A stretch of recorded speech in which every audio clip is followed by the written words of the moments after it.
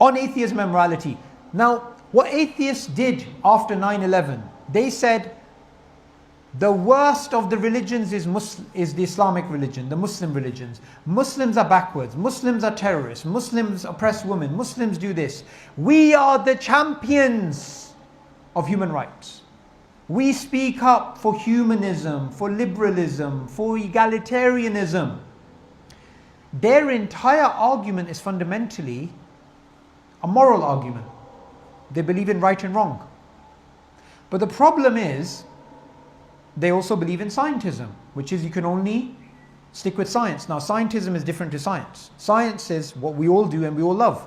Scientism is an ideology, which is science is the only method of knowledge. And that's obviously wrong. You cannot put right and wrong in a test tube. You cannot observe it through a telescope. Right and wrong scientifically does not exist. So what is this idea of we believe in right and wrong in human rights and morals and ethics and civilization and humanity and civility? What is this? It doesn't make any sense.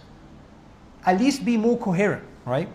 So on atheism and morality, what Dawkins does, he tries to justify the existence of morality using some key evolutionary ideas. One of the ideas is kin selection, one of the ideas is reciprocal altruism. So the ideas are very simple. We are good to each other because if you scratch someone's back, they're going to scratch your back, or you're good to your children because they carry your genetic material. But these arguments are quite vacuous. These arguments are quite feeble and weak. They fumble in the face of facts. These arguments are not even coherent if you leave them on their own. But even if you accept them at face value, they are recalcitrant facts, counterfactuals to those ideas.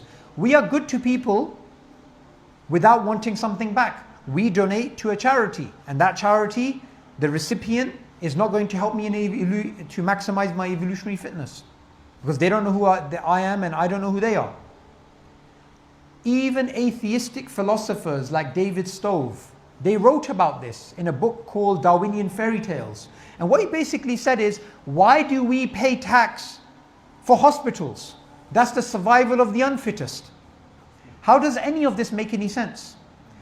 So what he basically argues, and others have argued, is that altruism, empathy, sympathy, these basic human qualities cannot be explained under Darwinism. He considers Darwinism a slander upon human beings.